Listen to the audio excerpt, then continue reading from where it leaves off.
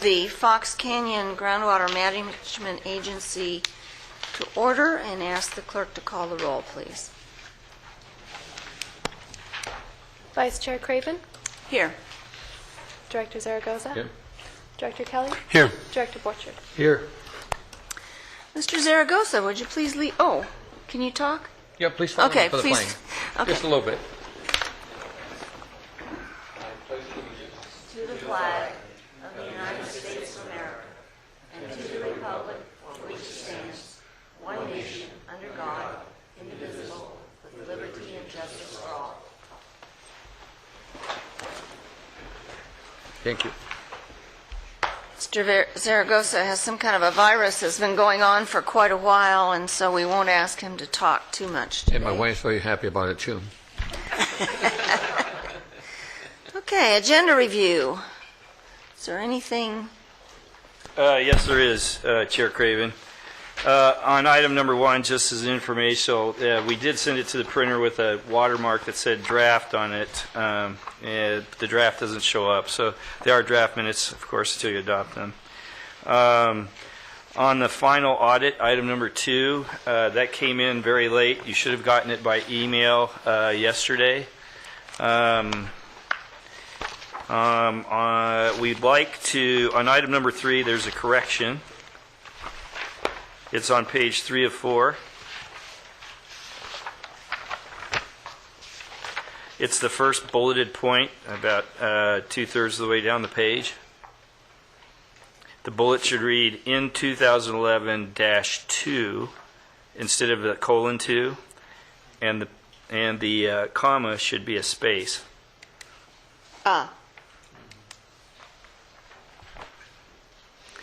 And then we're waiting on additional info for item number 5, so we would request that your board continue that item to May. Item number 5, you just want the whole thing continued till May. Let me get that on the agenda.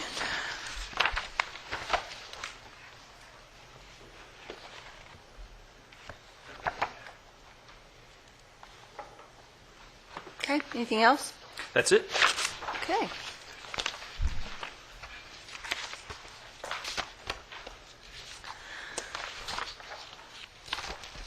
Public comments. This is the time the board will hear about items within our jurisdiction from members of the public that are not on the agenda. Is there anyone who'd like to? I don't have any cards, but is there anyone who'd like to? Come on up. State your name, please, for the record.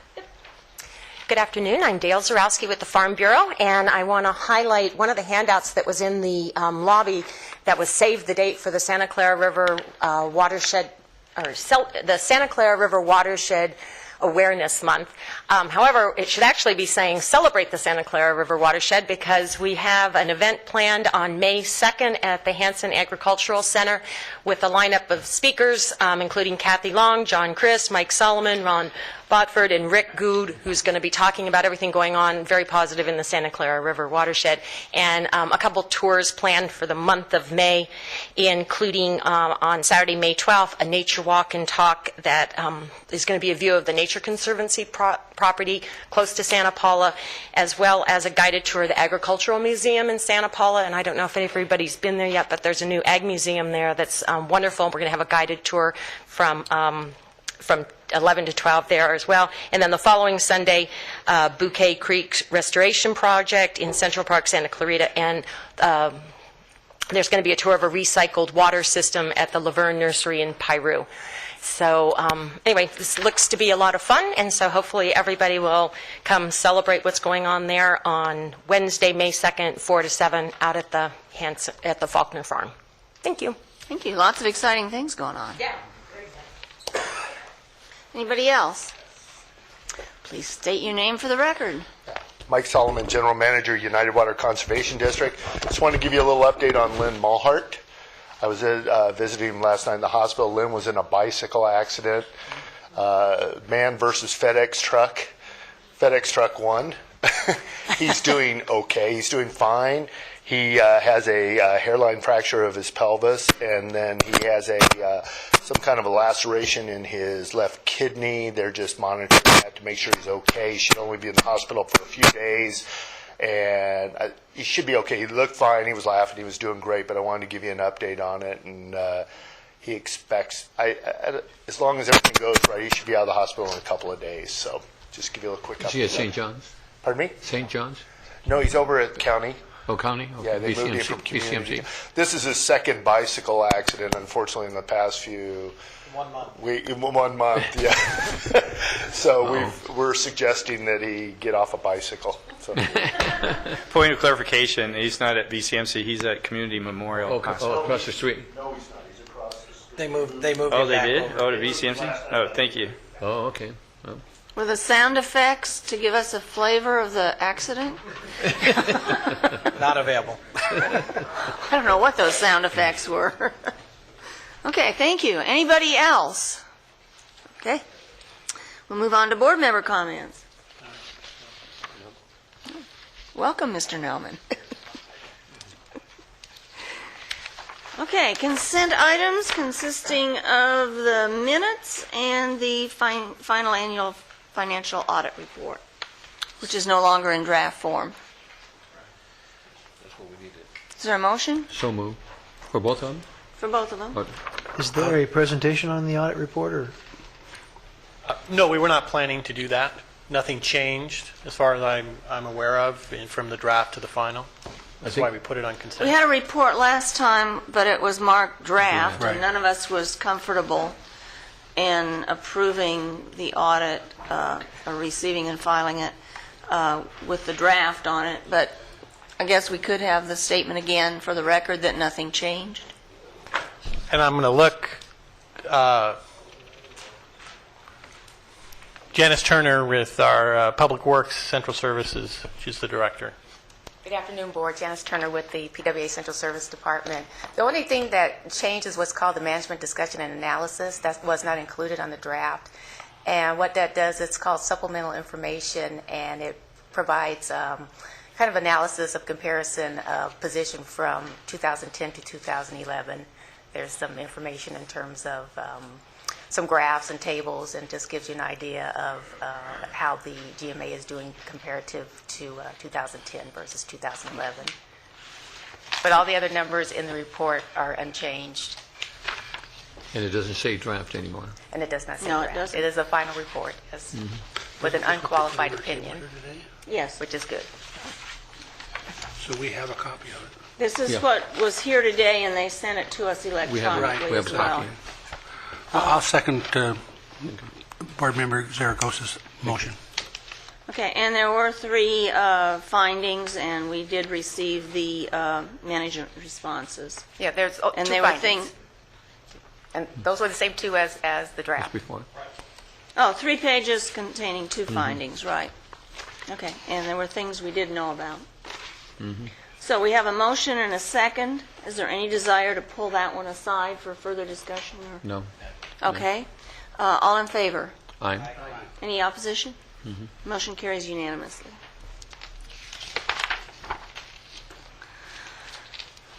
Informational items, number 3, results of 2011-12 semi-annual extraction.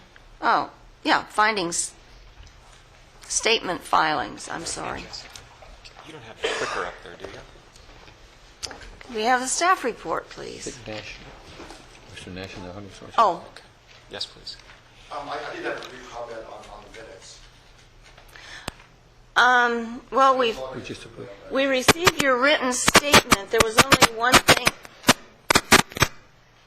Anybody know what that noise is? There's your copy working on it. Okay, it sounds like they're popping popcorn. We received your written statement, the comments, I believe, I'm looking for them right here, I have them up with the minutes. The one thing that we could have changed and we should have changed in the minutes was the spelling of Halico. It's not Halco. But the rest of your comments are comments on things that were stated at the meeting. Whether anybody thinks they're correct or not, or should have been different, that is what was stated at the meeting, so I don't believe we need to change the minutes, because the minutes are a record of what happened at the meeting. Thank you. Will you open up the consent items for actually the informational items for public comment? I'll do that again. Thank you. Okay. But right now, could we have the staff report for item number 3? Yeah, we just located it. If it doesn't work, just tell me to go next, and I'll manually do it. Okay, thank you. Good afternoon, Chair Craven, members of the board. For the record, my name is Rick Virgutz. I'll be presenting item number 3 today. Could you speak a little louder, or? Sure. I'll be presenting item number 3 today. It's the results of the 2011-2 semi-annual extraction statement filings. So, as you know, the agency relies on well operators to read their meters and report the groundwater extractions and pay for those. We call it self-reporting. Twice a year, we send semi-annual extraction statements to well operators. Brief rundown on the numbers. We send about 420 forms twice a year, representing about 1,000 wells. The number fluctuates some each year, and essentially when we receive that information back, we have internal processes. It's a data entry process where we load in the extraction data and the payment data and file the statements. So as far as internal data entry operations, we've transitioned from essentially using the FCGMA database, which is what we've been using for quite a long time. During development of FCGMA Online, we used both systems, the database and the new software system, and now we have multiple staff doing data entry in FCGMA Online. So it's I'll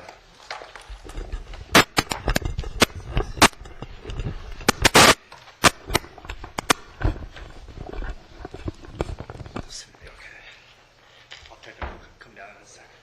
okay. All right. So today we've switched from the old database to the new system. We have multiple staff now that can do that data entry for us. So that's real positive. And it's great to finally be using that system. And because it's an online system, staff can enter the data from whichever computer they're working at that day. So in the past, agency staff has provided estimates to your board based on what we believe to be the degree of correctness of semi-annual reporting. You heard a lot from us last year as part of the LGAP discussion with automatic meter reading, you might recall. We talked about a 50% error rate, and we grouped the errors into two categories, some mistakes or significant errors, and we estimated about 60% of staff time spent on 20% of the paperwork we received back. So today we're going to change it a little bit by providing you actual quantification of the degree of correctness of self-reporting. We're also going to describe the required data entry and follow-up time as a result of dealing with essentially errors and omissions in the paperwork the agency receives back, and we'll also quantify non-reporting operators. So the method of quantifying the errors and omissions, and I'll just call them errors from this point forward to keep it simple. We developed a simple check sheet. We had a row for each of the semi-annual statements that we send. We had 8 columns representing error types, and we did a cursory look prior to the data entry, and then while we did the data entry, if there were other errors found, we would flag those. So I want to acknowledge Jessica's hard work and Miranda's too on that process. This is the first time we've undertaken something like that, and part of the reason I asked them to do that is I wanted to find out what the real issues were with self-reporting so we could better determine how to move forward with having more operators report in the new online system. So we logged the errors. We received 335 of the 417 semi-annual statements. That was returned to us, so about an 80% return rate. 212 of those had 1 or more errors. The check sheet that errors were logged in contained 8 error types, and we distilled those down into 5 just for simplicity's sake. Math errors, primarily related to the extraction calculation or the charge or the surcharge, and I've got a little bit of detail on that. Those included, math errors included things like rounding errors, pluses or minuses in terms of balances due. People reported pumping on destroyed wells sometimes, or sometimes it was related to uncorrected errors from past reports. So that's the math error.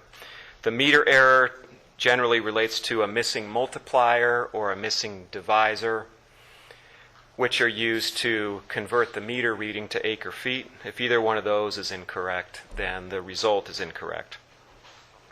Sometimes the meter multiplier that was used the previous 6 months was scratched out or not used at all in the reporting. So that makes entering the information and having the computer do the math for us difficult when the numbers are scratched out by the operator. For the irrigation efficiency error, we had a number of things. The allowed water was incorrect. There was no weather station picked, no crop types picked, or crop types with different water values were grouped together.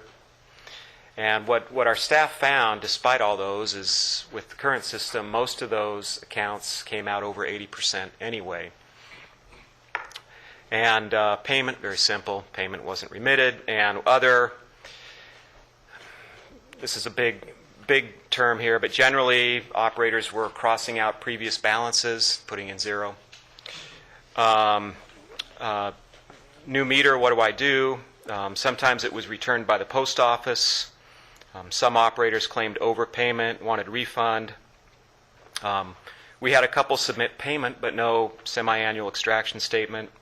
Contact info scratched out, or they didn't file the last semi-annual statement. Under the new system, it's not set up to allow us to file a statement unless the previous statement was filed. We programmed it that way so we don't fall behind and find years down the line that somebody hasn't been reporting for several years. So sometimes this was just more cleanup from failures to report. Okay, so on to error grouping. We grouped the errors. Of the 212, which semi-annual extraction statements, we found the following. One error was on 131, 2 errors on 48 of the statements, 3 errors on 26, and so on. And I've sort of generally grouped the errors on the right-hand column of that table. The bulk of them were mostly math errors, followed by irrigation efficiency and things in the other category. For the 2 error category on those 48, roughly equal amounts of meter errors, irrigation efficiency errors, and other. And for the 3rd category, roughly equal numbers of math errors, meter errors, irrigation efficiency errors, and other, and so on. And then the last were mostly math and meter errors. So I'll just go down to the last bullet. So of the 212 that had errors, 62% had only one error, 23% had 2 errors, 12% had 3 errors, and then about 2% had 4 and 5 errors. In terms of timelines and the response to those errors, when we mailed the semi-annual extraction statements, we sent out 417 of them. They were due back on March 5th. By the time March 5th rolled around, we did get 300 back. 35 were returned after the deadline, and 82 were not returned. So as part of the current data entry operation, we need to check it and key it into the new computer system, just like we did the old computer system. Nothing has really changed in that regard. Neither system can handle data that's missing or incorrect. But what we did find with the new software application is that if everything is filled out right, keying in that semi-annual extraction statement just takes about 5 minutes. It takes a few minutes, not a real long period of time. For the irrigation efficiency applications, they take a little bit more time. Sometimes there are a lot of assessor parcel numbers that have to be manually keyed in and a map uploaded. Good to do. You might recall that during our last audit, the auditor commented quite a bit that we weren't receiving the maps. So under the new online system, those maps will be uploaded, and we'll have better return on those. Rick, is there a allowance, or would it be necessary for an operator to file a map each reporting period if the map hasn't changed? Isn't that just duplication of effort by people? You know, I think it might be duplication of effort. In the past, what we've done is we've required, the way it's been done over the years, and I'm not saying that's the way we need to keep doing it, but over the years, we've required maps each year. We don't always get them. In other words, if you have a map on file, it seems, and there's no change, then if the operator can check a box that no change, map on file, you should be good to go. Yeah, I think that's a good idea. And if we're built upon self-reporting, and so I don't see why if somebody says that's hasn't changed, that we wouldn't accept that. So we can look into that. Madam Chair, you said 85 did not respond? Was that? 82. 82. What are the ramifications of not reporting, or what? Well, the ramifications are that we don't have good data on the amount of water that's being pumped. Well, maybe a little further. Is there any penalties for that? Is there any? How do we handle that? And is it fair to the rest of the 300 plus that reported? You know, Right. I'm not sure what. This is an effort that has been on the agency work plan for a little while now to get to this non-reporting issue, because we recognize it's a problem. Certainly, penalties could be assessed, and I also understand the fairness issue that you raise. My role here today is sort of to describe what we're wrestling with right now, and that this is still an issue. The non-reporting is still an issue that we need to get to. Director Zaragoza, it is of concern to us, and obviously why we brought this item before you. In the past, we have not. There has been no ramifications. We've been aware of it and wanting to get that, but we're daylighting that issue today, and perhaps so that more discussion can follow at some time. Can you define the 82? Is that 82 operators, 82 wells, or is it several operators making up the 82? Do you have a... It's 82. Yes, I can define it. It's 82 COM codes, so it's 82 groupings of wells. I don't know how many operators that represents, but I can get that information. And I also know that those 82 COM codes represent about 226 wells, I think, is the count. And the wells that, or the individuals that are committing the errors, are we helping them out to correct them, or how do we do that? You said there was math errors, there was other kind of errors. How do we assist those folks? Well, normally what we'll do is, if we can't figure it out, we'll pick up the phone and call them, send emails back and forth. Sometimes there's a little bit of training that's involved on how to read a meter, or how to calculate the extraction charges. Sometimes it's related to how to fill out the irrigation efficiency paperwork. So we do the best we can to phone people if we can't figure it out on our own. What we don't do is just throw the information in unless we can confirm it somehow. And that's so to get to the right answers, we reach out to people if we can't figure it out on our own, but that takes a lot of time. Time and effort. Yeah. You know, Director Zaragoza, if I might, if I recall from some of our enforcement actions we've heard here, there is in fact ramifications for not reporting extractions. We've had cases here where people have tried to appeal those situations where they had failed to report or didn't bother to report for decades, and that did in fact come back at them, and we didn't let those things go, I believe, would be a safe assumption to We say. certainly did go after, as you've said, the folks that we were actually to cross-reference. For example, they hadn't reported their well. They were on the county's well reporting, but hadn't reported their extractions to the GMA. And several of those cases were brought before you and resolved.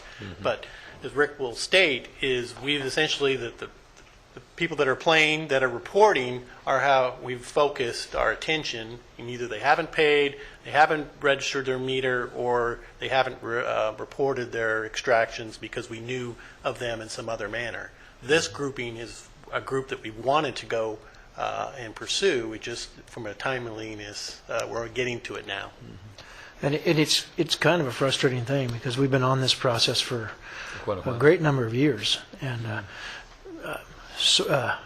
teasing all these folks out and getting compliance, and it all the more highlights kind of why we embarked on that automatic reporting, that online software that I think is clearly going to pay dividends in staff time and other ways of not just a lot of paperwork shuffling and phone calling, trying to track down individual reporting, but also in terms of automatic noticing and things of that nature that I am hopeful will be incorporated into the thing. You know, So this is not new. It's been going on for a while.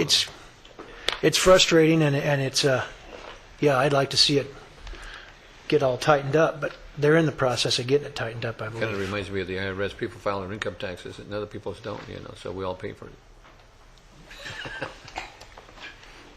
Okay.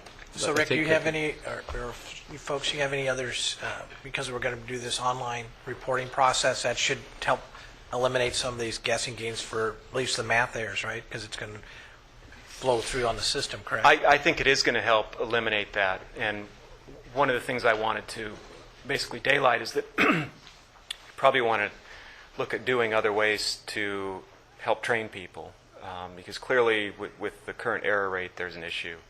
So I don't expect that all those people will be helped by being able to do it online.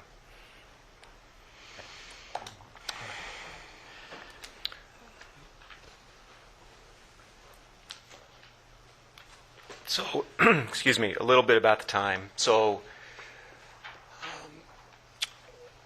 let me fast forward here. So between March and April 16th, we spent about a third time on the data entry process. The majority of the time results from the effort to get the reported data correct so it can be entered into the computer system. It's follow-up time that we think could be reduced and needs to be reduced. We estimate it'll take at least 9 weeks per semi-annual extraction statement period to enter the data. So that's about 18 weeks a year, and that's probably a little bit light in terms of an estimate. But this is the current state right now. So with the lower error rate, we expect that time could be dramatically reduced. So here's a brief chart.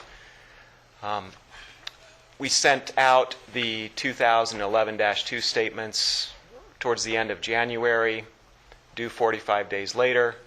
And this red zone here is sort of where your staff is spending its time wrestling with trying to get the information correct and entered into the system.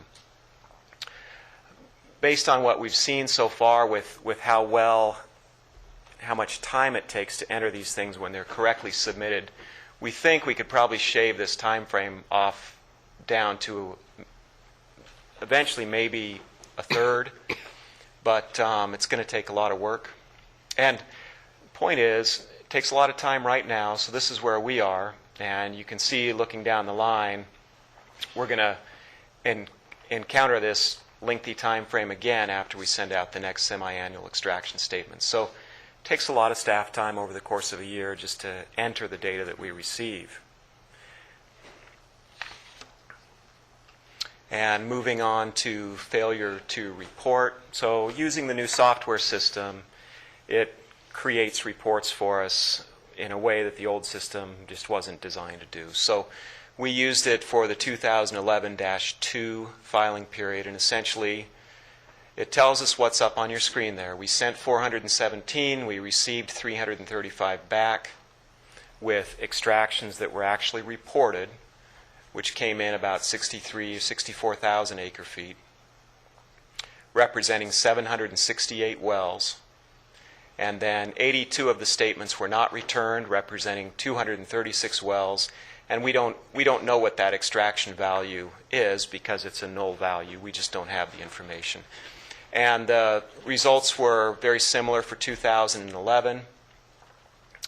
The current roll-up of the annual reported extractions is listed as 116,183 acre feet. But the actual value is probably higher because of this unreported extraction. Were those the same 82? That's what I'm Yes, there's probably a little bit of a variation in it, but yeah, the bulk of those are going to be the same 82. And I think, Charlotte? Yeah. We all Oh, agreed I'm to the sorry. same comment. Rick, and Jeff, what's our solution to get those 82, or what's our process? So is in the future, if you need something on the agenda to take some action, other than what we historically have done? I've made a note to maybe bring something back to your board next month, a recommendation on this. What has happened is we prioritized the work, and you've seen the work plans. We went after the people who just didn't report their wells at all. You remember that? We went after people who were over pumping, and so now we're getting down to, okay, the extra effort might be aimed at getting everybody who's not sending in their semi-annual extraction statements to send them in. But my recommendation to your board would be we bring back an item for your consideration next month on what we do procedurally, and then what, if any, penalties might be involved if your board would desire that. Because, Madam Chair, because that involves 236 wells. I mean, that's a lot. Some of them may be not operating, But we don't know that. But we don't know. But it's a big number. Right. Mm-hmm. So that I've made a note. We certainly do know, Rick, correct me if I'm wrong, but they're not abandoned or destroyed.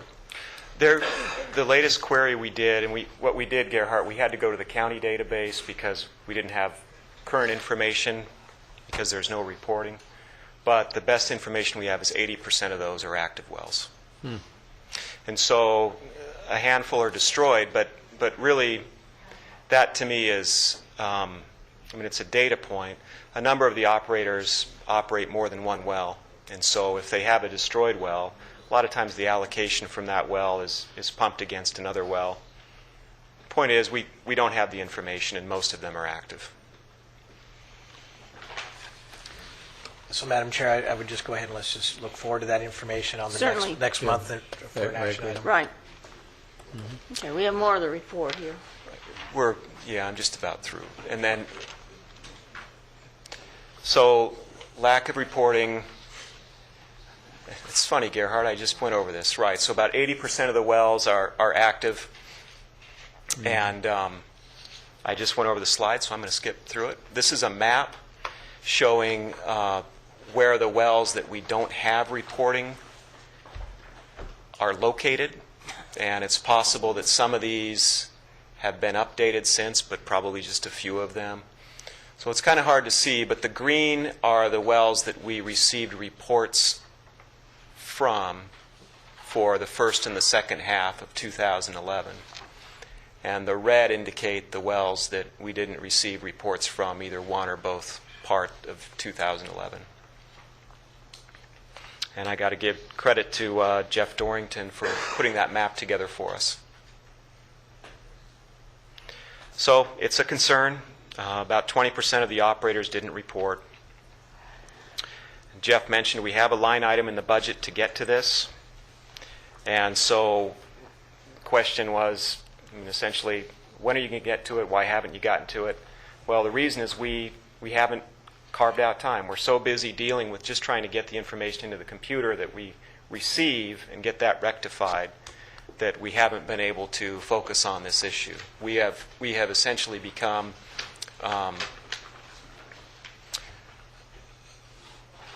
we're in a role where we seem to just be doing a lot of follow-up on this reporting, and we need to get away from that.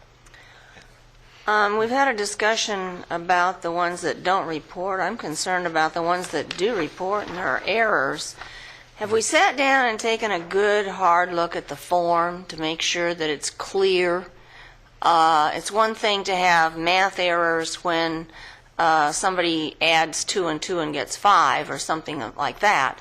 It's another thing when you've got this line, and they have to go back to this line and then down to this line and totaled and all that. I was doing a state form last night for another organization through Cal Online, and it was the most confusing thing. I mean, I've done it for about 7 years now, but every quarter it's extremely confusing to me. And if you don't preview and go through every single number, you'll find, I found it took me 10 times before I could get it all together. I'm not really an accountant, but I really think if the form were made easier, User-friendly. more user-friendly, then I wouldn't be having all this trouble. So have we taken a good hard look at our form to see if there's some way we can make it more clear to have less errors or fewer errors? Well, we could do that. Gosh, I hate to say it, but we've been using that form for probably a decade or more. I don't know. Rick, if I Yeah. can comment, it's what I envision, and correct me if I'm wrong, it's not the historical issues of putting in the numbers where you stop and start. It's figuring out probably the other side of the equation on the form where you have two choices. So on the ag side, you either do historical or you report on efficiency. So I'm assuming the efficiency, maybe that's the issue of figuring out what the checklist of information needs to be. Is that where the errors in math are coming? They're coming on the semi-annual form too, and they're coming on both. So we see a number of different kinds of errors. There's the basic math error where things aren't added up. There are rounding errors. There are errors that sort of cascade through the form. If one value is correct, then things aren't multiplied up correctly. Also, so they carry over from one form to the other. If it's wrong in one form, it's wrong all the way through. It's Yes, wrong in one if- part of the form, then it continues, Continues for to be the rest wrong. of that form. Right. So if the extraction value is incorrect, then the extraction fee will be The end incorrect. result is, And if Rick, can I ask you, we debated this before, but if we were to eliminate reporting to the third decimal, would this simplify things a bit better? I mean, we went through this, and there were some of us who had hoped to get rid of those third decimal point reportings. But if it was just even round numbers, because we're allowing a 5% variance, which is well within the third decimal. I don't really understand, except Chairman Malhart said he could do it, so anybody could do it. But that has some question in my mind also. So my question goes back to one. If we were to eliminate the 3 decimals point reporting, would that simplify enough to eliminate some of these errors? I think that it probably would simplify it enough to eliminate some of those errors. We've seen it in the past where people round off those numbers, and so the result. Well, I remember is before when we off. were going through it, we were penalizing those people just like we were penalizing for not putting a map. When we had 20 years of maps and they still wanted another map. So, the thing was that in that early batch, I was surprised how picky-uni we were, and it sounds like we're kind of remaining in that style. Well, I think your cohort has something she'd like to say. Come to the microphone, please. Kathleen Rydell. Some of those math errors can be as plain and simple as we've gotten lots of semi-annual extraction statements where people will not use the multipliers, divisors, not submit them. All of a sudden they would have acre feet off to the side with no way that they got there. They don't put in their meter readings. So they'll jump, or they'll put in meter readings, and they go from meter readings to acre feet, and there's no way to connect those two. The subtracting the meter readings to get the difference, they come up with some funny number, and you can't figure out how they did their math. So there's a lot of just simple math errors, and some of them are just, multiplication errors.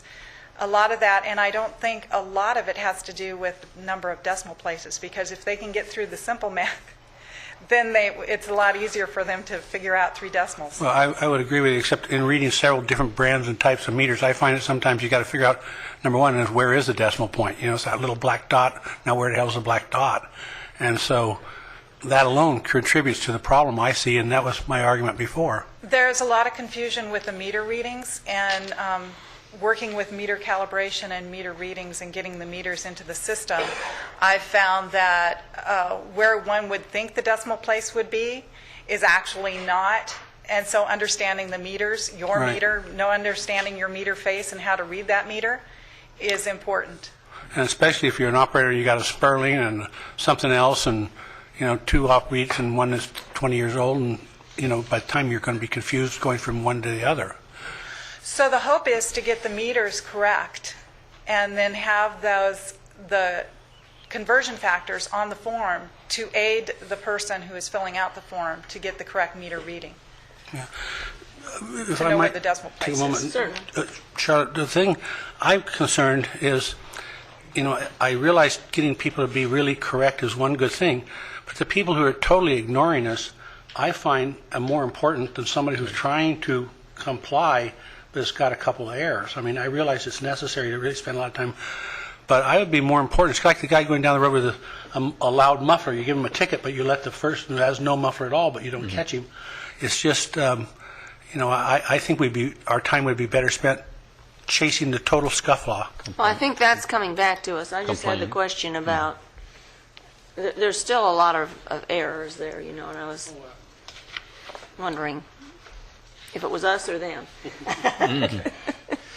Okay, continue, please. So we are we're very busy dealing with these and these real minor errors where accounts are off a penny or, it's not a big deal to us. These are bigger issues that we're wrestling with. So we believe devoting existing and additional staff resources toward this non-reporting should be a priority moving forward. I'm already hearing we're going to be back to your board talking about some ideas to move forward with that. So in summary, for the first time, we've carefully quantified the technical results of the 2011-2 reporting. And we see some major issues. It's not very correct. It's about 40% correct when it comes in the door, and about 20% of the operators failed to report any extractions. And staff hours are very, very high on addressing these issues, reaching out to the operators, trying to figure things out. I can't understate that enough. It's a huge, huge workload. So the online system, I mean, it uses the same forms as the paper system does, although it's done on the computer. We expect that operators that find it difficult to report correctly with the paper forms, some of those will continue to find it difficult to report correctly with the new online system. Not all of them, but some of them will.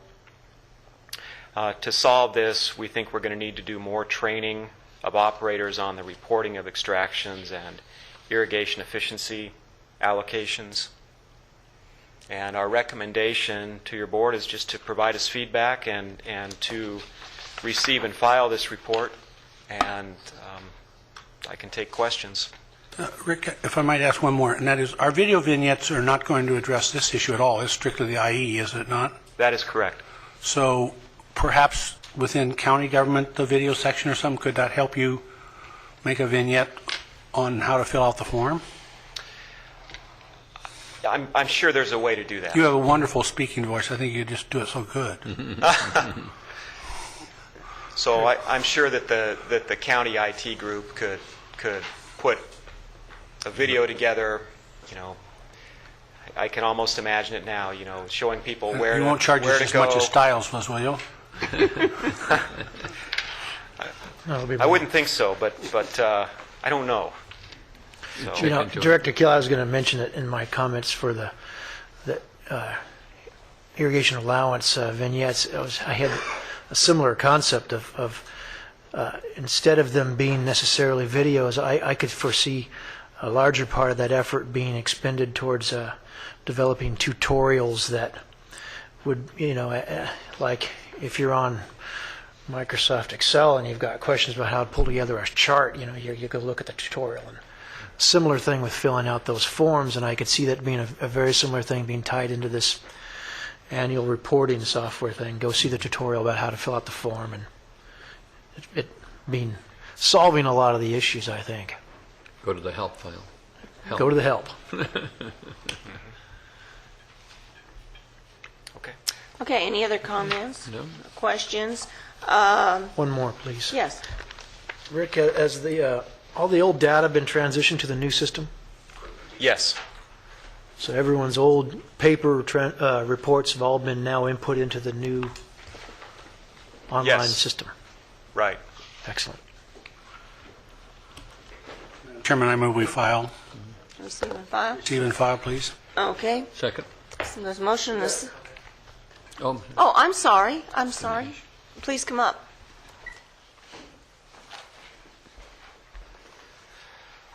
Madam Chair, Director Steve Nash, thank you for the opportunity to speak. Could you speak right into that, please? I'll attempt to, thank you. I cannot let this pass by. The bottom line, you've had 30 years to get this right. 20% non-reporting, 63% error rate. If you do the math, based on the 20% non-reporting, I come up with a figure of 143,750 acre-feet for last year. If you extrapolate from the 236 non-reporting wells, I come up with a total of 150,339 acre-feet. Is this anywhere near the sustainable yield goals for the groundwater basins? And we all know the answer. You also know that you need to eliminate the human factor. As long as you rely on self-reporting, you will always have this issue. You know what the answer is, and the answer is AMRs. And you all, there are those up on the dais who hate that idea, but you need to get a handle on this problem. I think that staff, they might agree with me, maybe not. They have, conflicts that prevent them from coming out and saying so. The members of the Groundwater Management Agency, you have to do what's right. As I said, you've had 30 years to you can never fulfill your mandate of bringing the groundwater basins into sustainable yield until you realize what's being extracted. And I would contend that you have no idea what's being extracted right now. So please, grab this problem with both hands and resolve the issue. Thank you. Okay, thank you. Is there anyone else who'd like to speak to us on this? Just the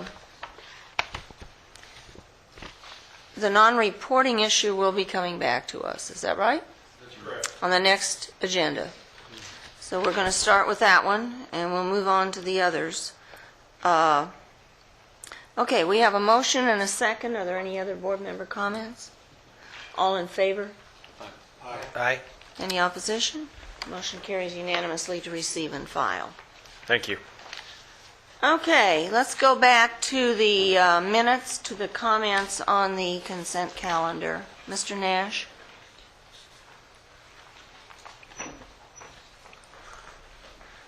Hi, thank you, Madam Chair. My only concern is that as the only speaker who's not a member of an agency or an extractor, I would like my comments to be given a little bit more notice in the minutes. And I know that when I talked about Halico last month, maybe that's not a concern of the agency or whatever, but the fact that no detail of my discussion was included in the minutes, that was a concern. So thank you. Okay, thank you. Next item is item number 4, Las Posas Basin update.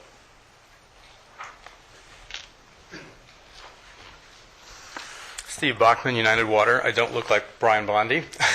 Well, you have a blue shirt on. I try to dress, similarly. So, as you may know, Brian is going to be working for Callegas in the future. So we are in kind of transitioning within the LPUG group, and so I sat in as today for the group as from United representing Lynn Mulhart, who's the United representative on the GMA board. So if you can keep that straight.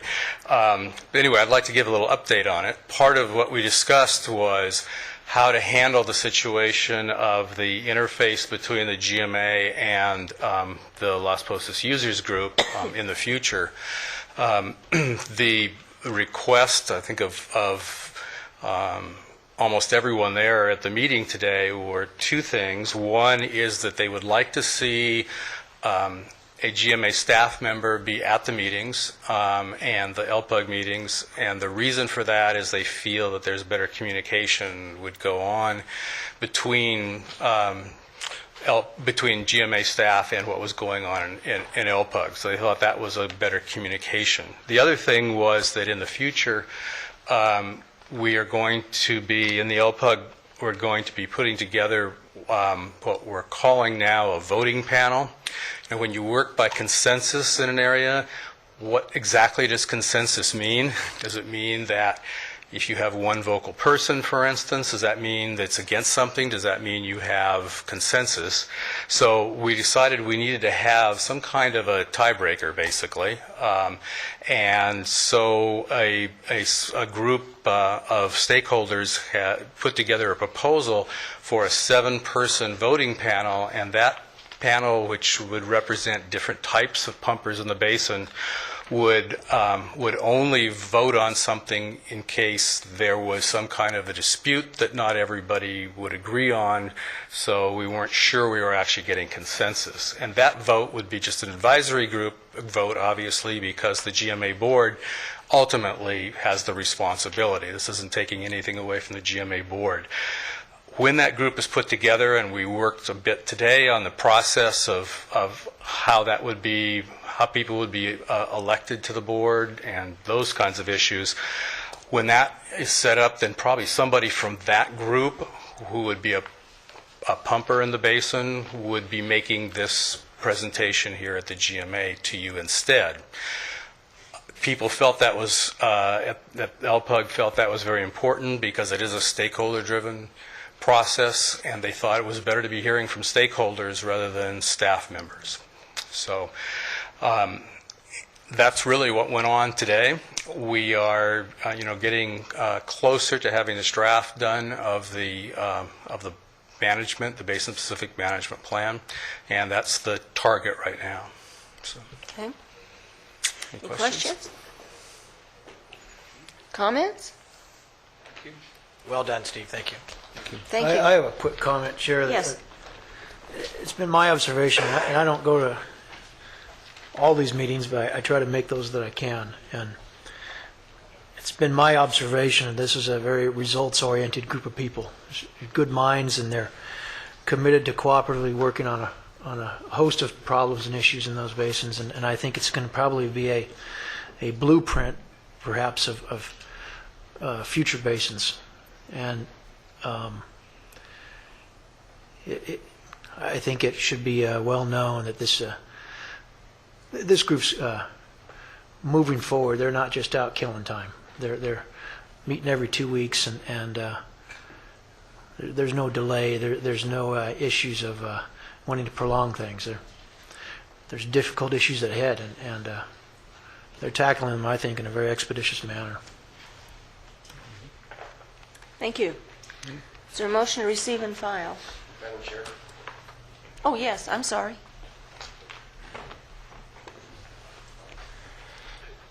Thank you, Madam Chair. I'm Steve Nash.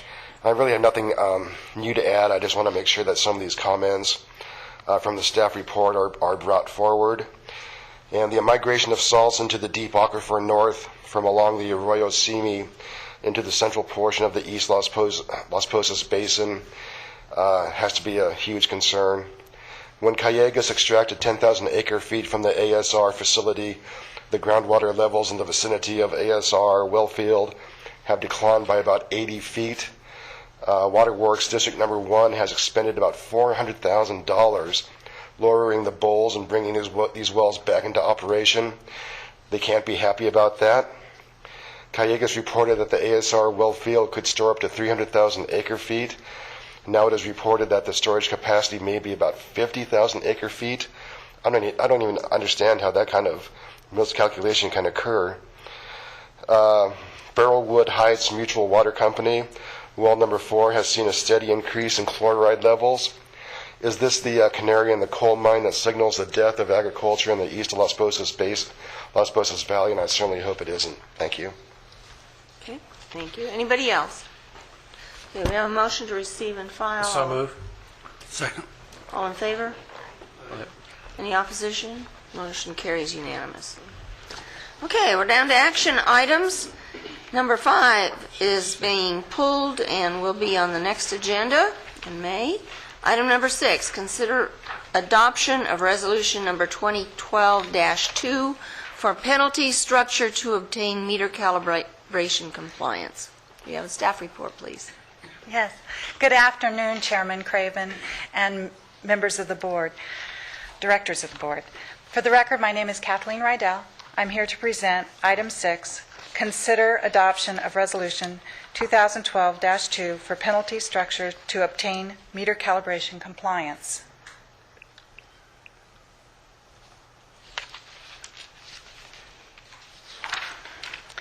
As you have recognized, without accurate flow meters, the agency has limited ability to measure its progress towards achieving safe yield.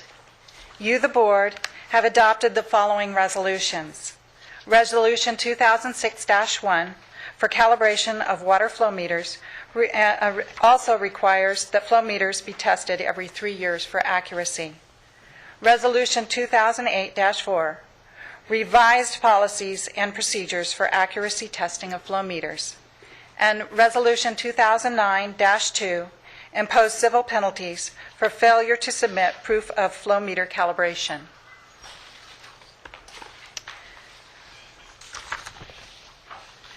A year after Resolution 2006-1 was adopted, the first agency-wide flow meter accuracy testing began. First notices were sent out in April 2007 and July 2008, with a deadline of 120 days to submit proof of flow meter accuracy. Had all flow meters been calibrated, had the testing been performed by the due date, the program would have been completed by the end of 2008, with possible data input continuing into early 2009. As it turned out, in April 2009, 9 months after the last batch of first notices were mailed out, 169 flow meters, representing 29% of the flow meters, were still not in compliance. During that 9-month period, July 2008 to April 2009, second and third notices were also mailed. Telephone calls and notices were not working. We moved to Resolution 2009-2 to levy civil penalties.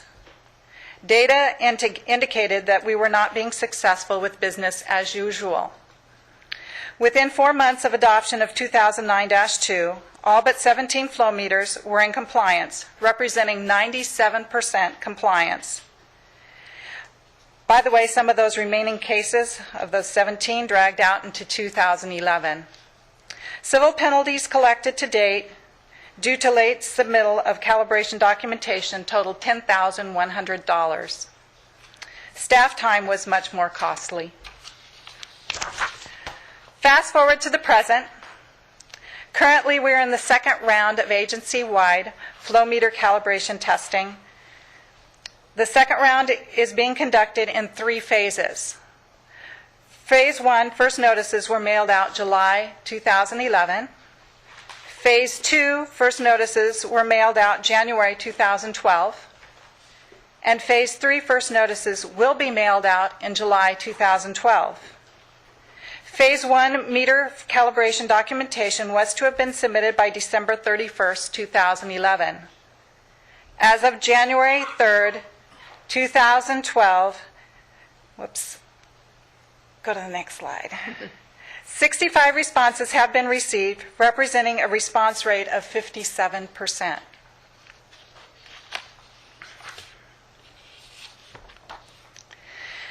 As of April 13th, 2012, a total of 64 responses have been received, representing a response rate of 65%. Phase 2 flow meter accuracy documentation is due by June 29th, 2012. As of April 10th, 2012, 58 responses have been received, representing a response rate of 28%. It appears just like the first round, follow-up notices will be required. We are currently about halfway through the second round of flow meter accuracy testing. Yet flow meter documentation demonstrating flow meter accuracy has only been received for about 26% of the flow meters. We propose a resolution modeled closely after Resolution 2009-2 that would have 3 sets of due dates. Instead of the one in 2009-2, we would have 3 sets of due dates, one for each phase.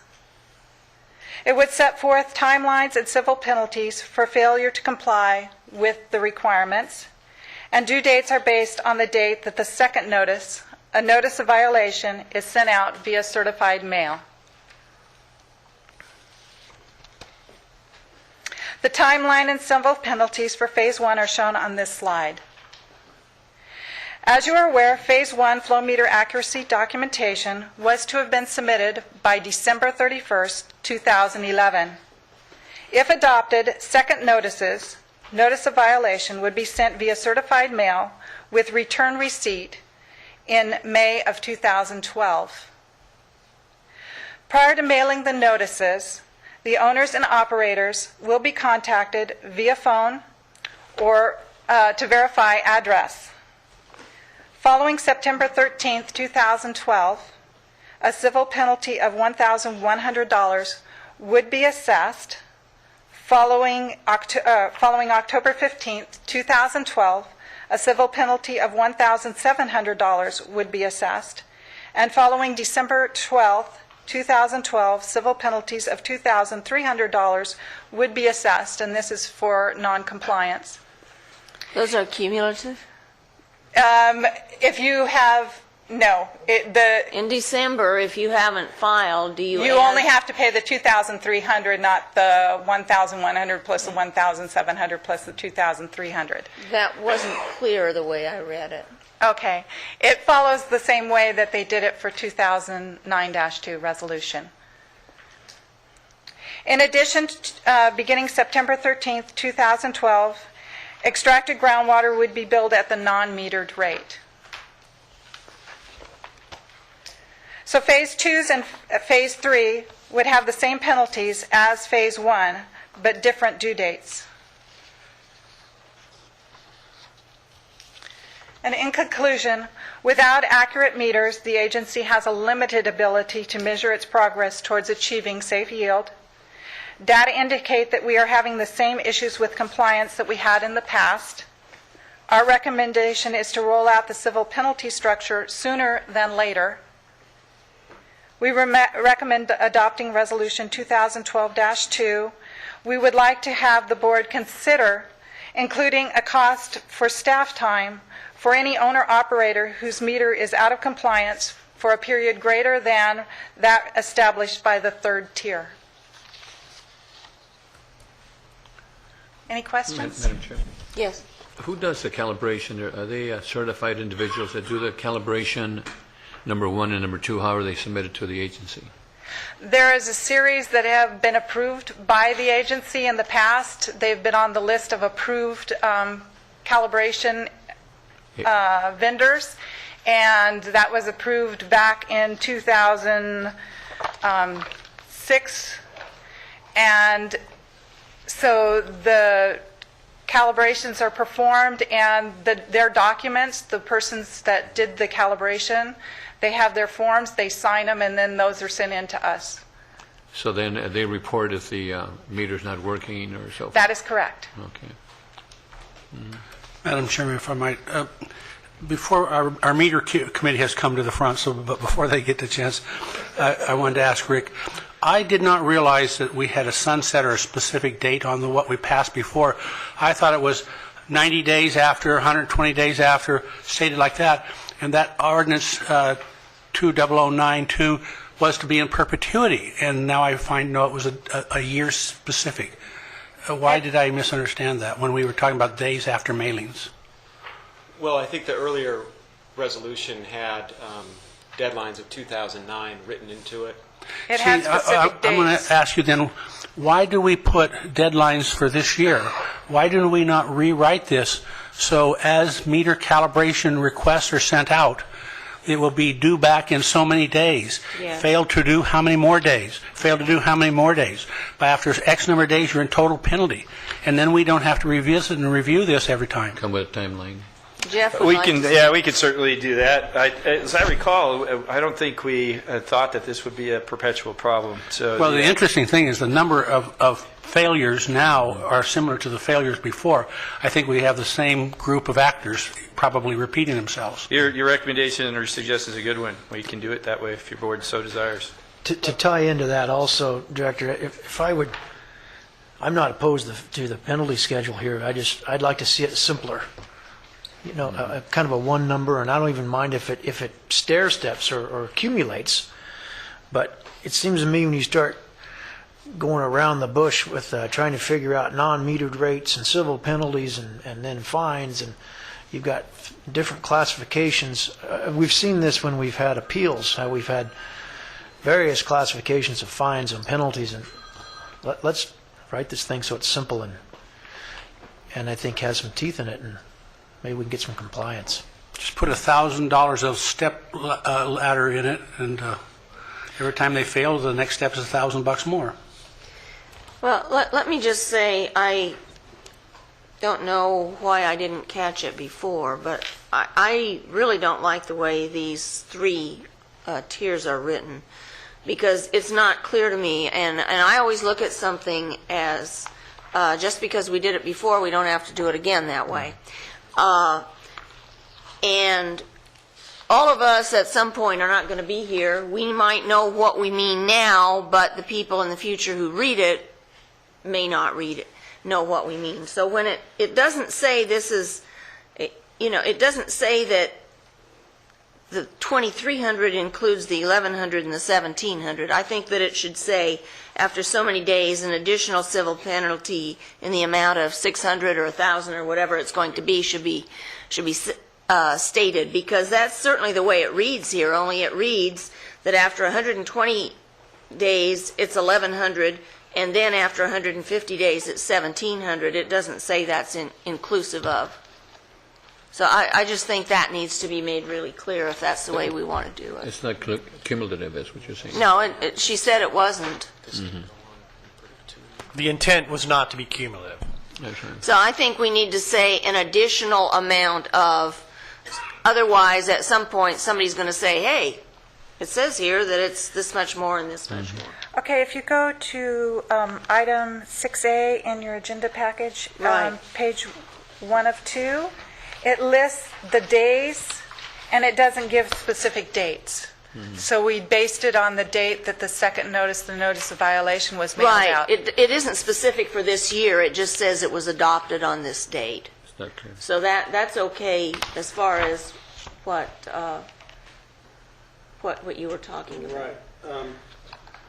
Okay, so the resolution takes that, so then this will last in perpetuity.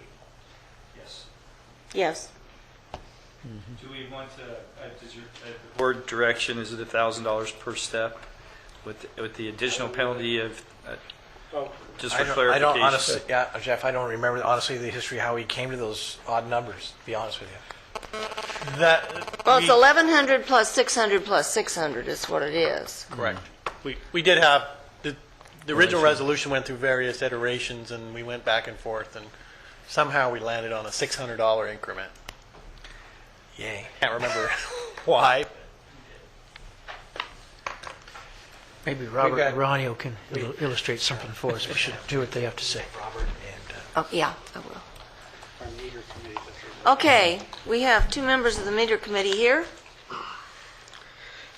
Good afternoon, Robert Duranio, Crestview Mutual Water Company.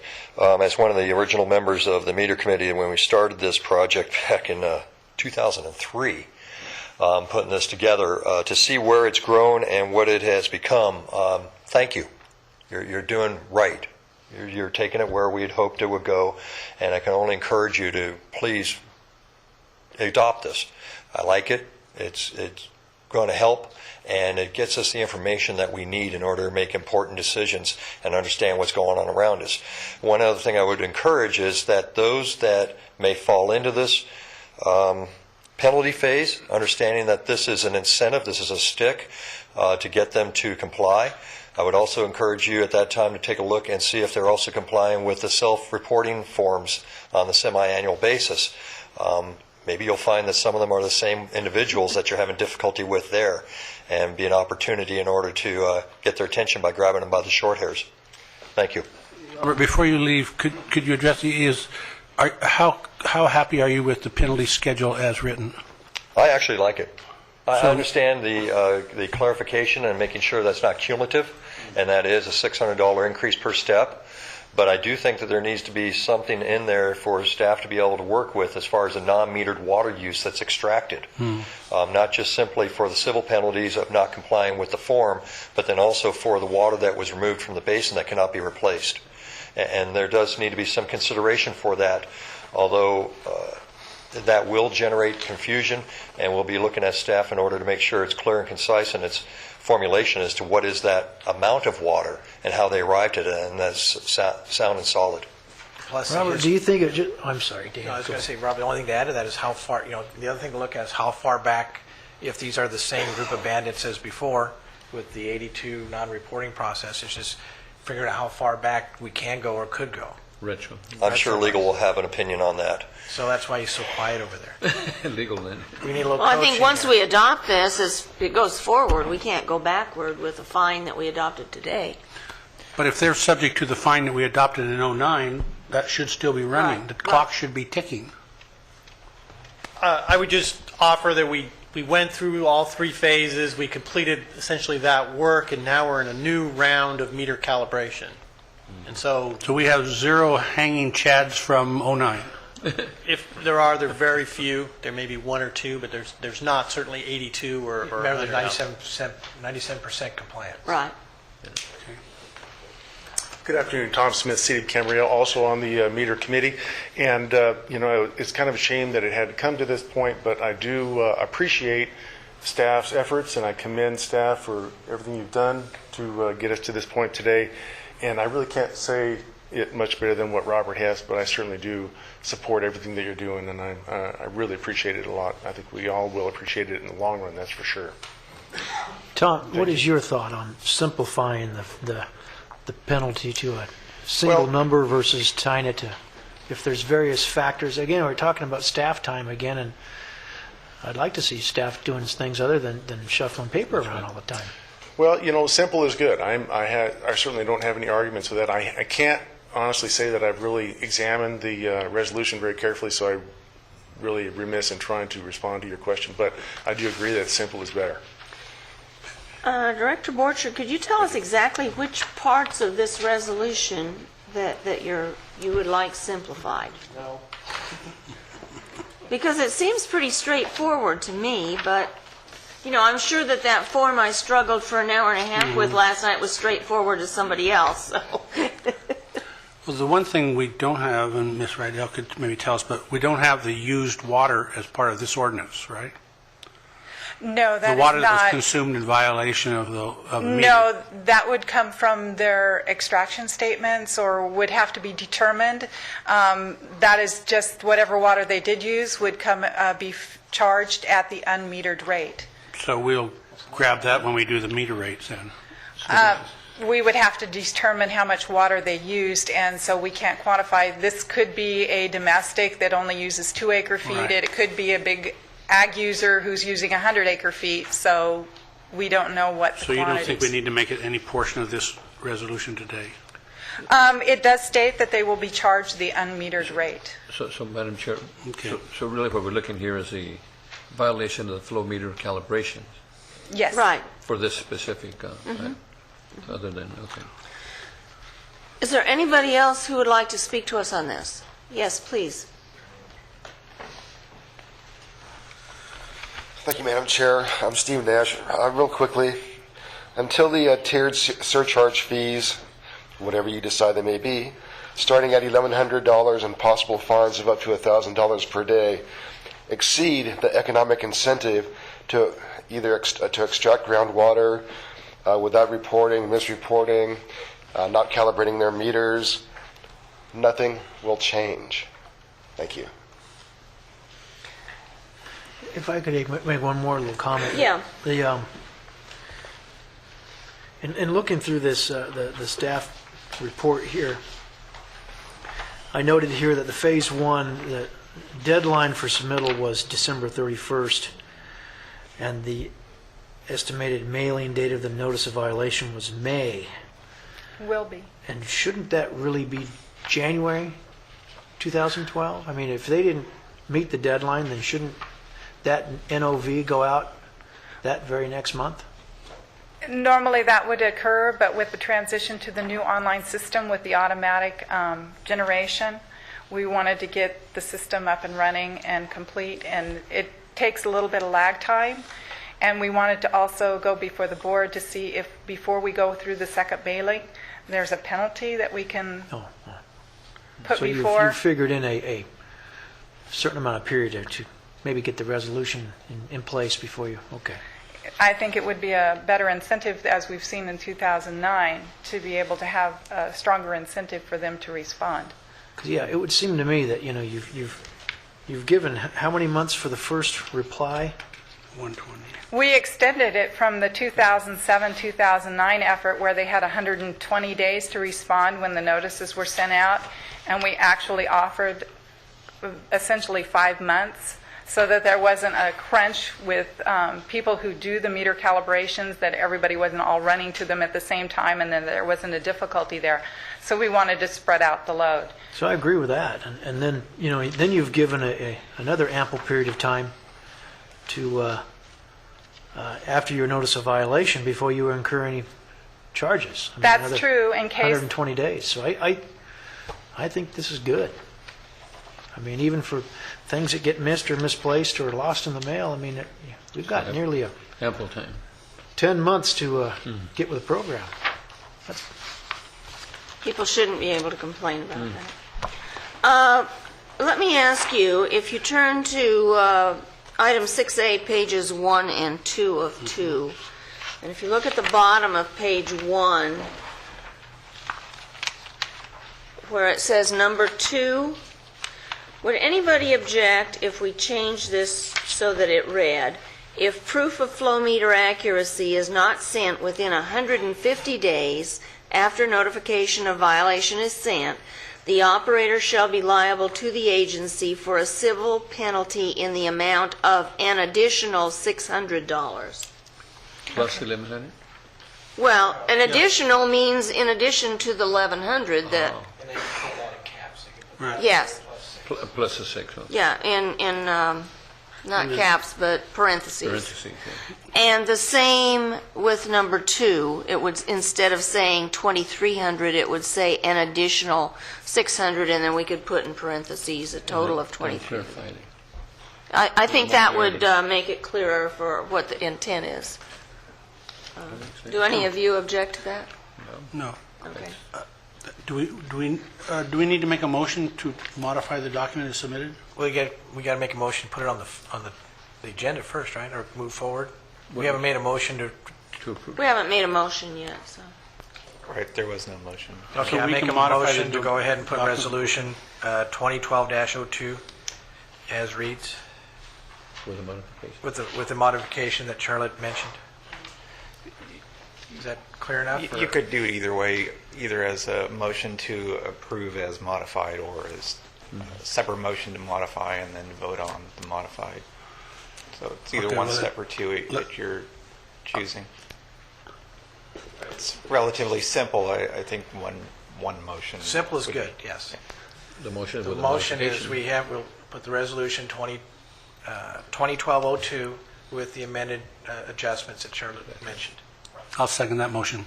Okay. There's a motion and a second. Is there further discussion? Okay, all in favor? Aye. Any opposition? Motion carries unanimously. Thank you. Thank you. Item number 7, request funding approval for ITRC to develop public outreach training videos.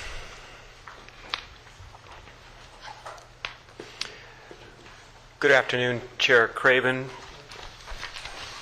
members of the board. For the record, Rick Vergoots. I'll be presenting item number 7 today. Request funding approval for ITRC to develop public outreach training videos. So this is a follow-up from our board meeting last time where we talked about the, I'm having trouble with the clicker here. If you could advance it. Last time we were here, we talked to your board about moving forward with online training videos, and the board gave us direction, go ahead, formalize those talks with Dr. Stiles. It looks like developing those online training videos could be a good solution. You know, moving forward, when the irrigation allowance index gets rolled out, the first year will be January. It'll start January 1, 2003, or 2013, and then the filing for that will come in, say, January, February, March of 2014. So before then, well before then, we want to have an additional resource that the growers can use to figure out how to do the paperwork.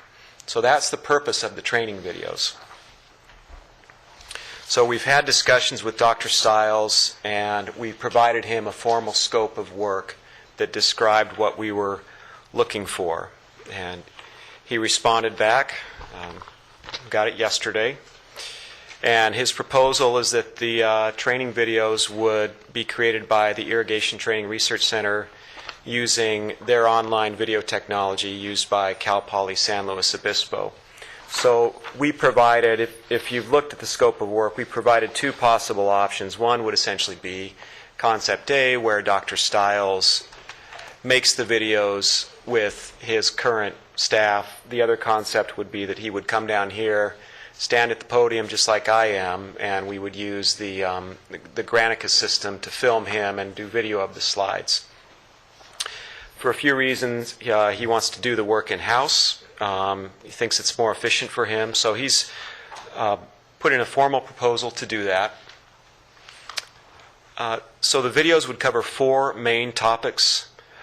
The technical evaluation of the old irrigation efficiency program with the brief recap of the analysis done in the Task 2.1 report, which was the first report. Second topic would be the technical development of the Irrigation Allowance Index program. And third would be the workshop effort, essentially describing what the agency has learned through this process. And the fourth would be essentially how to fill out the paperwork. And it wouldn't just be how to put the numbers on the forms. It would be how to find your water allowance, those kinds of things, how to put in the crop types and calculate things. So there are a number of tasks in the scope of work that we sent Dr. Stiles. He's told us, I've got it, I'm going to do them all. And I'm not going to spend a lot of time on this slide, but what I wanted to point out is that we would have him consult with us to make sure that the four main topics represent the best approach.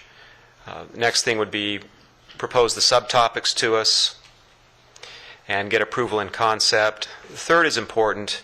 He'd put the videos, he'd make the videos, he'd put them up on a secure website, and he would arrange for selected growers to review the videos and provide feedback. That's important. You know, through the workshop effort, we got a lot of great feedback from the growers, and we want to keep that, keep the growers involved and have them help us get feedback. Fourth would be, based on that feedback, revise the videos, make them as helpful as possible, and finally, finalize them and make them available on the GMA website and in a format that would work on smartphones or something that could be downloaded to a personal computer. Cost. He's proposed a cost not to exceed $9,949. All work would be completed by September 3rd, 2012, and it would be done on a time and materials basis. The recommendation in the staff report is that your board authorizes the executive officer to enter into a contract with ITRC to do this work for the not-to-exceed cost. And if your board decides to do that, our recommendation would be that funding for that would come out of the contingency fund and be put into the current ITRC line item in the agency's budget. And that's all I have. Are there any questions? Yes. Question? No, I was just going to Okay, make a comment. comments. It's curious that Cal Poly guys went right up to our not to exceed $10,000 number, but I'm not opposed to spending the money for this process because I think it's important that we get the education out there, these forms get filled out, and prevent precisely the kinds of paperwork runarounds that we've been seeing presented to us. A suggestion that I would make that I think perhaps is maybe more efficient, which I mentioned earlier with the previous item, was that I could see benefit in Dr. Stiles doing sort of a historical 5-minute deal that encompassed the old system and kind of how we got to where we are today with the new system and perhaps some of the rationale behind how it's now set up. But then really, I think we might benefit better from having the bulk of that expenditure put into tutorials that are interactive with the filing software, so that as someone is filling out that form, they can access the tutorial and get it done. That probably entails getting the IT folks involved versus Cal Poly, and maybe Cal Poly's scope is significantly less, but right. That would be my suggestion, is that we kind of a segregate it out, so to speak, and Well, I have my opinion anyway. One thing I want to make you aware of. Right now, the current system, the FCGMA online software system, the screens are set up under the current irrigation efficiency program. So one of the things we're going to do this year is send a request to IT services to change those web pages, change the calculations to accommodate the new irrigation allowance index, but we're not there yet. So we're not quite ready to have an online training video showing growers how to file it on the new software, because it shows the old system right now. Now, did I hear you correctly that the first filing under this will be 2014? You did hear me correctly. So what we're trying to do with the videos is make people aware that things are going to be changing and how. And then at a later date, we'd need the tutorials for when they're going to start filing? Is that? Well, or how do we put these earlier together? the thinking was that we would include training on how to do the paperwork. We even did that during the workshops as we showed people how to do the paperwork. Rick, didn't we pass the deal, though, that you were going to accept them, they had to file under the new IE, and if they failed on that, they filed under the old IE, and that went for 2 years? No, if I recall correctly, the new system was put back a year so they can ground up all of these loose ends and also do more training, because a lot of they really didn't get a whole lot of participation from the ag community in terms of the two meetings they had about the new system. And so there was concern out there that enough people didn't even know it had been changed. But going back to the tutorial, shouldn't the tutorial be part of the video? Well, I think that's a bit early if we're going to introduce the tutorial a year and 2 or 3 or 5 months before they have to start reporting. But if I'm going to go into a program of any kind and I want to learn how to use it, how do I? That's precisely what I would say. If you're going to go into the software and try and utilize it, fill out the form, you ought to be able to access something. Something to show you you're on page 1 or page 2 or 3, and number 14 of that item. How do I fill that, or what happened? You know, that's what I think. What you're thinking. That's kind of what I was thinking. Yeah. So we've got a timing issue. When can we get the new software to show the new screenshots and how it's done online? I think is what I'm hearing. Almost any program. I want to apologize for saying has a help. You go to File and you go to Items and you go to Help, and you're on line 24 or whatever, and you go to Help and it tells you. The rules and how to fill it out and so forth. And I think that's basically what you're thinking. Or is that too sophisticated? Well, I still think we're talking about two different things. We're trying to get people used to the fact that they're going to be changing. And then closer to when they're going to be, you can have a little bit about how they're going to file in there. But if this is going to be clickable, what I assume we're going to do next is have our Facebook page, and this will be one thing you can click on, and all those other things, places people go, or will it not be available? It'll be available online because you said download to their cell phones. So this is telling them about what's going to happen, and then it seems to me that a two-step process telling them exactly how to do it closer to the date when they're going to be doing it would be appropriate. Otherwise, we should put the whole thing back, because I think telling them in October or September or even November or December of 2013 the specifics of how to file for something they're not going to, telling them to do that in 2012 when they're not going to file until 2014 is going to get us a whole lot of inaccurate reporting. People are going to be really confused because we're telling them how to do it a year before they're going to do it. It's like telling you how to fill out your taxes for 15. And I go back to my tax returns. I used to do tax returns, and every time I needed help in the Schedule E or C or whatever, and I'm in line 14, and I needed to find more information, I go to help on line 14. It says, well, you put your depreciation here or your... But Supervisor de Zaragoza, my point is that maybe you have... I don't understand the whole... You do that in 14 when you're filing. If you had that help in 13 and you were using a different form, it would confuse you. But if You're going to be using the old form when you file in 13. But I think we're transitioning from one system to another. If we're transitioning from one system to another, shouldn't we know how to use a new system? What am I missing here? I don't know. May I answer that? Yeah. My sense of your board's discussion is that your supervisors are looking for context-sensitive help. And what we haven't distinguished, that this help that we were talking about was for the irrigation allowance index, and we were just getting ahead of it. We really hadn't talked about when we were going to post it or deploy it yet. Okay. We were just trying to get ahead of it. Now the conversation I'm hearing your board is about maybe we should do tutorials for the current way, or maybe even tutorials for the allowance index as well. And the reason I'm saying this, Jeff, is because the director said, if we're going to come up with a historical part of that video, why not use it for training? Is that, did I misunderstand you? No, I think we've got about 4 different opinions about that. Exactly. Carol has come up, and I'll have her reinforce this in a minute, but I think we've mixed up 2 processes. Yeah, okay. The first process was to learn, for the farm community, to learn the difference between Dr. Stiles, IE, and our homemade version. Mm-hmm. And we were going to file the reports by dual filing for 2 years, and then say, now we close the door and you have to do it by the new way. And the only reason it stretched to 2014 was to give us a couple years of practice, but a non-penalty practice. Now, maybe is that not, Carol, what we did? I don't know how I don't, that's what I thought. I don't understand, because I'm new. Maybe it's a transitional, that's what you're saying, from one to another. Absolutely. Okay. Well, let's let her speak, and maybe you'll understand it better. It's my lack of understanding.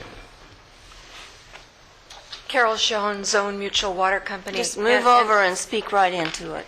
And I do believe that there are 2 distinct, different things going on here. Conversations. The first thing that everybody in the farming community needs to understand is how to collect the data, because this is a different process. Rather than just saying, I have 100 acres of lemons, we now have to say, I have 20 acres of new lemons that are this age, and another, 40 acres here and 40 acres there, and we have to know that we've got to keep the ages. It's also so complex is for those that grow row crops, they've got to keep track of the cycle of their row crops within a year. This is so different from what we're doing. That's why the tutorial needs to be in place to train us how to collect and keep our books, well, that's what I thought so that we can eventually learn how to use a new form, which is something completely different. So there's 2 things that have to happen. We first have to learn how to collect. Did you mean the video? The first thing we have to do is learn how, from these videos, how to collect the data.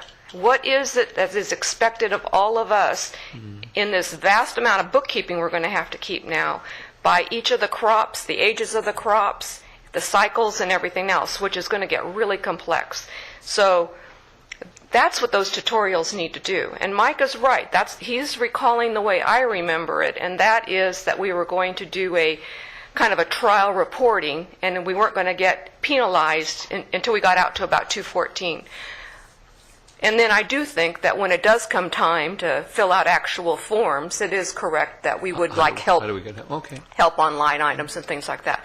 But these tutorials that we were talking about, it's to train us how to start to collect the data, because right now that's not what we do.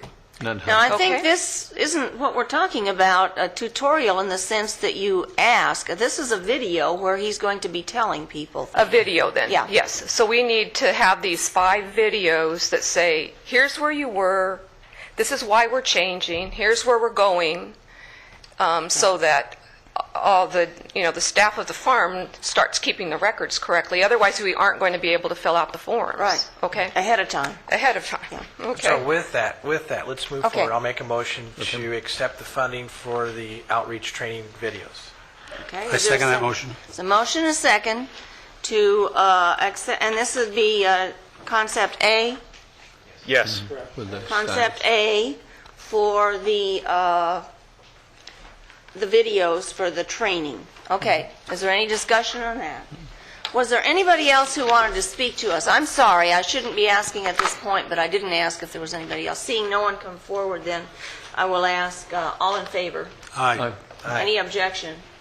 Motion carries unanimously. Thank you.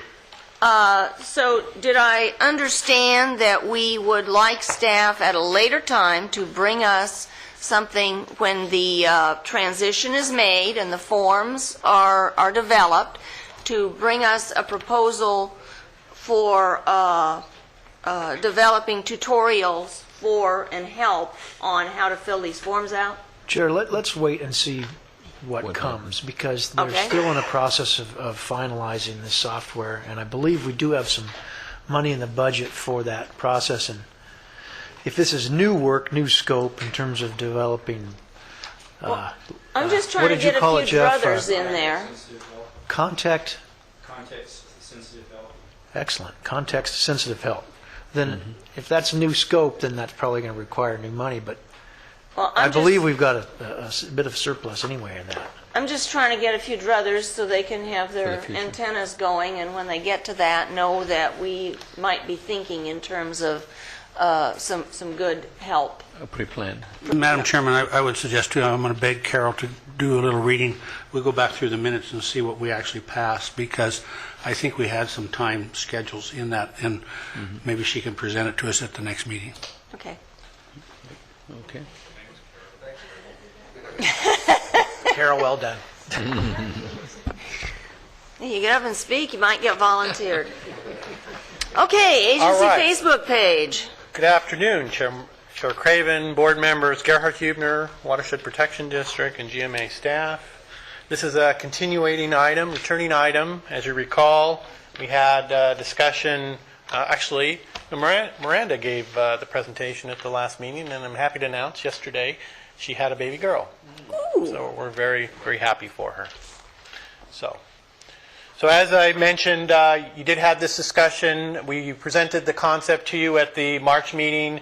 It was an idea to have an additional tool in our public outreach toolbox, disseminate the information for it to be non-interactive, pilot, it's supposed to say 6 months, but 6 months to a year, evaluate effectiveness, and you directed us to return, and that's what we're doing today. So primary difference between a website and a Facebook page is that information can be sent directly to those people that are interested and choose to connect to our agency's Facebook page by liking us. Whereas at a website, you have to make a conscious decision whether you're going to go to that website for that information. So, for example, the clerk of the board or any of the staff members could post a request. For example, our John Flynn Groundwater Award, Stewardship Award, we always look for nominations. Our database pilot testers, we just had a discussion about our videos, so the videos or our tutorials could be part of that Facebook page. Or simply just some of the reminders of an upcoming board meeting or event that the board may host. Those who opt to connect to the agency through the Facebook would then receive an email notification. So we've attached to this board letter today preliminary screenshots, and it doesn't look like much. We spent basically an hour. That's all we can do really right now anyway without your permission, without coming to you today, on what it might look like. We've also attached the terms and conditions for the acceptance by Facebook. These are what they require. Terms are straightforward. We propose it's strictly limited to non-interactive communications, no posting by other parties. This is a screenshot that we provided you last time, an example of Department of Water Resources and what they have in terms of a Facebook page. I did just spend about 10 minutes yesterday on my home computer looking to see what other Facebook entities are out there. Ventura Water, which is the utility arm of the City of Ventura, they have a pretty nice Facebook page. The City of Thousand Oaks as well, and Casitas Municipal Water District. So all three of those are good examples of And I think, entities. Madam Chair, I think the City of Oxnard also has a Facebook. They do. Yeah. It wasn't as interactive, but they actually do, and I think- believe the City of Camarillo has one as well. Yeah. So in summary, it's a leading social networking tool. A lot of government agencies, as I just mentioned, are using. One of the things that, for myself and those that attended the AWA Water Symposium last week, one of the major themes that I heard is that water districts or water special districts don't necessarily do a very good job in getting the message out. So this might help in that regard. We propose that it's distribute information only and that minimal staff time is anticipated in its development. And so our recommendation today is that that we proceed in creating this Facebook page for our public outreach program. I'd be happy to answer your Yeah, questions. Madam Chair, and that's for what, 6 months? Is that what it is? It was 6 months. And evaluated in Any 6 time months. frame that you're looking at, of course, not wedded to 6 months, or it could be a year, or it could even be shorter. What do you recommend? Any other questions? Proceed. What's the staff commitment The time frame. anticipated? Pardon me? What's the staff time commitment anticipated? To maintain this, update it? Initial development, a couple hours, less Yeah. probably 4, and then occasionally, when events come up, we'd be in conjunction. For example, Jessica would do that if there's a board meeting or event, and I'm not anticipating that being more than, 30 minutes a month at most. And how do we keep Rick from checking his own Facebook page while he's doing that? Well, Public Works, they distribute an internet, but I get a report every month, and I review Well, it. actually, we've limited access to all Right. Public Works agency employees. It takes special permission. It does. So it'll just be Jessica, I think. Yeah, The password. right. Madam Chairman, I move that we... We have another question, Oh, okay, yeah. excuse me. No, I was just going to move forward and say move forward with the motion to Okay. accept It the it was the recommendation. evaluation of it in 6 months to a Right. year. That I just wanted to clarify and put that in. Yeah. Yeah. So that, go ahead and make the motion. I move that we ask staff to proceed with the Facebook proposal. Okay, I'll second. Okay, motion and a second. Any further discussion? I still think we're not going to get very many hits, but we'll find out in 6 months to a year, and this will be brought back for evaluation, or we'll ask. Yes. All in favor? Aye. No? Okay. Registered Director Borchard is a no. So we have, I was going to ask for any opposition, but we got 4 yeses and a no with Director Borchard. Thank you. At least 4 likes. Thank you. Maybe a 5th. It's amazing. Well, I'm not going to go and like it. Because You make a great all your assumption that stuff people will be like us sent out to me, there. and I'll consider it spam. You're going to have one like real quick. Thank you. It's amazing, though, when you get it going, the number of people log on. For those people who, we're about to wind this up, aren't we? For those people who are going to be home on either the 4 o'clock or the 5 o'clock news this evening on CBS and 9 and 2 will be, as an output of our Facebook, Dr. Grossman from the Grossman Burn Center was in our Thousand Oaks veterinary facility, and we're releasing some puppies that we saved from a fire. They arrived to us with no skin from their head to their tail and the full width of their back, and we've now regrown skin on them. And Grossman donated his personal labor and stuff, and we donated the facilities. And the CBS had their news camera when I got off our morning meeting. They've been up there all day taking pictures and stuff, so I don't know how it's going to turn out. But tying back to the Facebook thing, it's amazing the hits we get from that, Charlotte. We have one of our technicians who grabs cute pictures of pups and things like that, throws it up there, and it's just a snowball that starts rolling down the damn hill. And it's kind of amazing the We're not popularity. going to be putting kittens and puppies on ours. Oh, but running water and some of Mike's trout, if he sees a steely out there, it'll be a You can picture of put it. the one fish that's going to be up there in the next few months. Yeah. Okay. Or the Freeman diversion. Okay, so we have the results of that vote announced, right? Okay. Next item is Executive Officers Report, and that consists of 1, 2, 3, 4, 5. There's more. 6, 7 reports. If I could keep my papers straight, I wouldn't be rummaging around up here. 5, 8 of them. Okay, is there any one that anybody would like discussed? No. Motion to receive and file? So moved. So moved. Second. We'll leave it up to Jessica to figure out who made the motion and who The doctor seconded made it. All in favor? Aye. Objection? Motion carries unanimously. That concludes our business for today. Meeting adjourned.